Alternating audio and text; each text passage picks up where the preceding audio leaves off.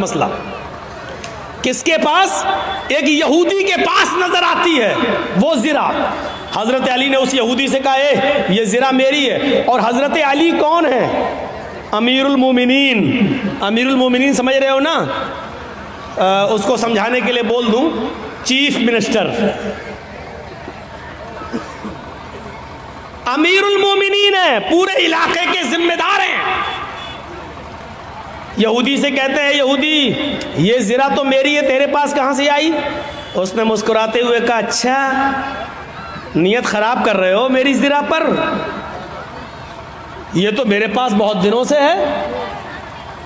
حضرت علی نے کہا تم پنگا لے رہے ہو, تمہیں اچھی طریقے سے معلوم ہے کہ یہ زرا میری ہے. اس یہودی نے کہا آپ جھوٹ بول رہے ہیں. لیجیے کس سے کہا جا رہا ہے؟ حضرت علی سے. آپ جھوٹ بول رہے ہیں, یہ زرا آپ کی نہیں میری ہے.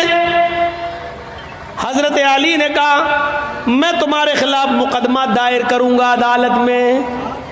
چاہتے تو چیف منسٹر تھے, اپنے لوگوں کو بھیج کر وہ زرا لے سکتے تھے, لیکن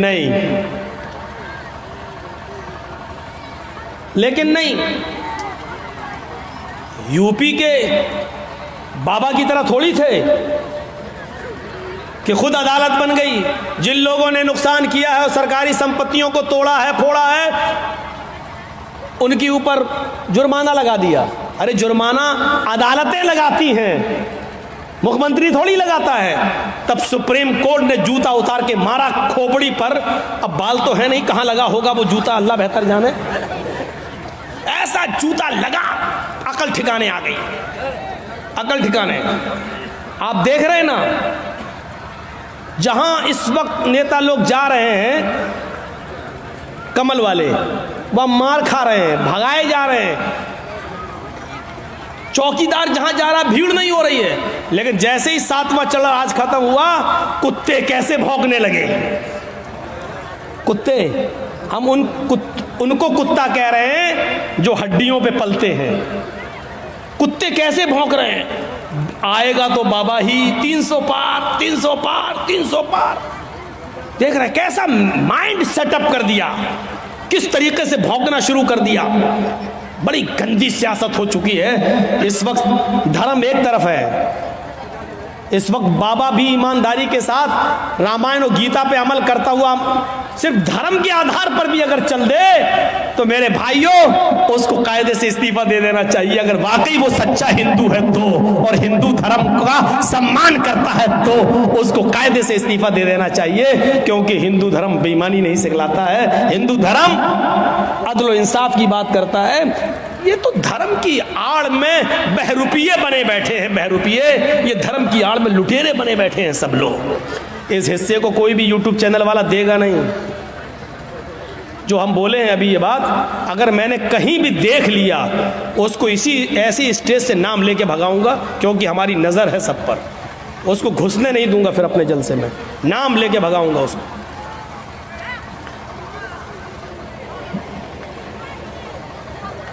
تو میں عرض یہ کر رہا تھا کہ حضرت علی نے کہا میں مقدمہ دائر کروں گا. اس یہودی نے کہا کر دو مقدمہ, دیکھتے ہیں عدالت کیا فیصلہ کرتی ہے. حضرت علی نے مقدمہ دائر کر دیا. کہاں؟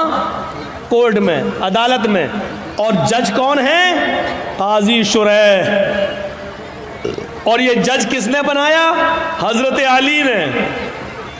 جج کس کا؟ علی نے بنایا. لیکن جج بنا ضرور رہے حضرت علی, لیکن جج نے یہ نہیں دیکھا کہ مجھے جج بنایا کس نے. جج کا مطلب یہ ہوتا ہے کہ مجھے عدل اور انصاف کو قائم رکھنا ہے. قرآن کی آیت کے پیش نظر کہ ولا یجرمنکم شنآن قوم علی ان لا تعدلوا اعدلوا هو اقرب للتقوی. کبھی کسی قوم کی دشمنی تمہیں غلط فیصلہ کرنے پر مجبور نہ کر دے, صحیح فیصلہ کرنا چاہے وہ کسی کے خلاف ہو. اس یہودی کے پاس نوٹس پہنچا کہ تمہیں بھی آنا ہے. حضرت علی اور یہودی دونوں ایک ہی دن پہنچتے قاضی شریح کی عدالت میں.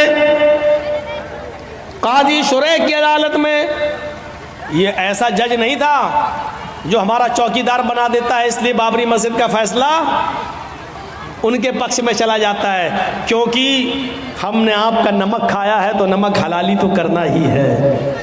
یہ سسٹم نہیں تھا وہاں۔ حضرت علی رضی اللہ تعالیٰ عنہ بھی کورٹ میں موجود ہے، ایک کٹ گھرے میں کھڑے ہیں، یہودی بھی دوسرے کٹ گھرے میں کھڑا ہے۔ پوچھا ہے علی مقدمہ آپ نے دائر کیا ہے، بتاؤ کیا پرابلم ہے؟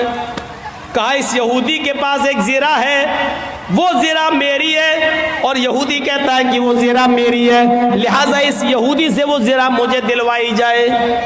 قاضی صاحب نے کہا ہے یہودی، حضرت علی کہہ رہے ہیں کہ وہ زرہ میری ہے، تم اس کے بارے میں کیا کہنا چاہتے ہو؟ اس یہودی نے کہا حضرت علی جھوٹ بول رہے ہیں، زرہ میری ہے، اس وقت میرے پاس ہے، میں عدالت کے باہر رکھ کر آیا ہوں۔ قاضی نے حضرت علی سے کہا ہے علی یہ شخص کہہ رہا وہ زرہ میری ہے، تم کہہ رہے ہو وہ میری ہے، اب یہ زرہ تو اس یہودی کے پاس ہی رہے گی کیونکہ اس کا مالک وہ ہے، بھی اس کے پاس ہے، لیکن مجھے یہ بتاؤ کہ اگر وہ زرہ تمہاری ہے تو تمہارے پاس کوئی گواہ ہے یا نہیں؟ اس گواہ کو بلاؤ، میں اس سے پوچھوں اس زرہ میں کیا کیا تم نے دیکھا ہے اور کس بنیاد پر کہتے ہو کہ وہ علی کی زرہ ہے؟ حضرت علی نے کہا ہاں گواہ ہے۔ کہا کون؟ کہا ہے۔ کہا اس گواہ کو بلاؤ۔ جب گواہ کو بلایا گیا تو وہ گواہ حضرت علی کے بیٹے حضرت حسن تھے، وہ کٹ گھرے میں کھڑے ہوئے اور گواہی دینے لگے، اے قاضی صاحب یہ میرے ابو کی زرہ ہے اور میں زرہ کو اچھی طرح پہچانتا ہوں، میرے باپ کبھی جھوٹ نہیں بولے، لہٰذا یہ زرہ میرے ابو کی ہے، میں گواہی دیتا ہوں اس زرہ کو یہودی سے لے کر میرے باپ کو دلوایا جائے۔ قاضی صاحب کا فیصلہ سنیے، قاضی صاحب کا فیصلہ سنیے۔ قاضی صاحب کہتے ہیں امیر المومنین سے، اے علی جی آپ کی گواہی آپ کے بیٹے نے دی اور شریعت باپ کے حق میں بیٹے کی گواہی معتبر نہیں مانتی ہے۔ شریعت کہتی ہے، قرآن و حدیث کہتی ہے باپ کی گواہی اگر بیٹا دے تو اس گواہی کو نہیں مانا جائے گا، کیونکہ بیٹا اپنے باپ کے خلاف بولتا ہی نہیں ہے، وہ اپنے باپ کی حمایتی میں بولتا ہے، لہذا کوئی دوسرا گواہ لاؤ، آپ کے بیٹے کی گواہی شریعت کے مطابق قبول نہیں۔ حضرت علی نے کہا ایک دوسرا گواہ بھی ہے میرے پاس، اپنے غلام کو بلایا، جب غلام کر گھرے میں آتا ہے حضرت علی نے کہا یہ میرا گواہ ہے، غلام نے گواہی دی کہ یہ زرہ علی کی ہے، ہمارے آقا کی ہے۔ حضرت جج صاحب نے پوچھا قاضی صاحب نے کہ تم کون ہو؟ کہا میں ان کا غلام ہوں۔ فرمایا کمبر نام ہے میرا، میں ان کا غلام ہوں۔ کہا ہے علی شریعت کہتی ہے مالک کے حق میں غلام کی گواہی بھی قبول نہیں کی جاتی ہے، کیونکہ غلام اپنے آقا کے خلاف اپنے مالک کے خلاف بولتا ہی نہیں ہے، اس کے اوپر اپنے مالک کا پریشر ہوتا ہے، وہ جانتا ہے کہ اگر اپنے مالک کے فیور میں نہیں بولا تو گھر مار کھائیں گے، ہمیں مارا جائے گا، ستایا جائے گا، لہذا مالک کے حق میں غلام کی گواہی بھی قبول نہیں۔ اے علی معذرت کے ساتھ آپ کی غلام کی گواہی بھی قبول نہیں کی جائے گی، کوئی اور گواہ ہو تو لاؤ۔ حضرت علی نے کٹ گھرے میں کھڑے ہو کر کہا اے جج صاحب، قاضی صاحب، ان دو گواہیوں کے علاوہ میرے پاس اور کوئی گواہی نہیں ہے۔ آج کل تو 100 روپے میں جھوٹے گواہ مل جاتے ہیں، میرے پاس اور کوئی گواہی نہیں ہے۔ قاضی صاحب کا فیصلہ ہوتا ہے، اے یہودی، حضرت علی زرہ کو ثابت کرنے میں اور گواہ پیش کرنے میں ناکام رہے، وہ شریعت کے مطابق سچا گواہ پیش نہیں کر سکے، اور جو گواہ پیش کیا وہ شریعت کے دائرے میں آتا ہی نہیں ہے، لہذا علی ناکام رہے زرہ کو اپنا ثابت کرنے میں۔ وہ زرہ کے مالک تم ہو اور عدالت یہ فیصلہ کرتی ہے کہ وہ زرہ کے حقدار تم ہی رہو گے، وہ زرہ تمہاری رہے گی، اس زرہ پر تمہارا حق ہے، تم جا سکتے ہو اور زرہ بھی لے جا سکتے ہو۔ یہ اس جج کا فیصلہ ہے جو حضرت علی نے بنایا، یہ اس قاضی کا فیصلہ جس کو حضرت علی نے بنایا، لیکن قرآن و حدیث کے مطابق فیصلہ کیا۔ فیصلہ میں اگرچہ زرہ میں حضرت علی ہی کی تھی، زرہ حضرت علی ہی کی تھی، لیکن گواہ وغیرہ نہ لانے میں ایسا ہو جاتا ہے کہ فیصلہ یہودی کے حق میں کرنا پڑتا ہے. یہودی اس زرا کو اٹھاتا ہے, کٹگھرے سے باہر نکلتا ہے, کہتا ہے جج صاحب آپ کے فیصلے کو سلام کرتا ہوں, آپ نے وہی فیصلہ کیا جو قرآن و حدیث میں بتایا گیا, آپ نے وہی فیصلہ کیا جو محمد رسول اللہ نے بتایا, آپ نے وہی فیصلہ کیا, اور میں یہی دیکھنا چاہتا تھا کہ امیر المومنین علی کے ہوتے ہوئے مجھ پر جبر تو نہیں کیا جاتا, ظلم تو نہیں کیا جاتا. آپ کی عدالت میں اور علی نے یہ ثابت کر دیا ہے کہ یہاں پر ظلم و زیادتی کا کوئی شائبہ بھی نہیں پایا جاتا ہے.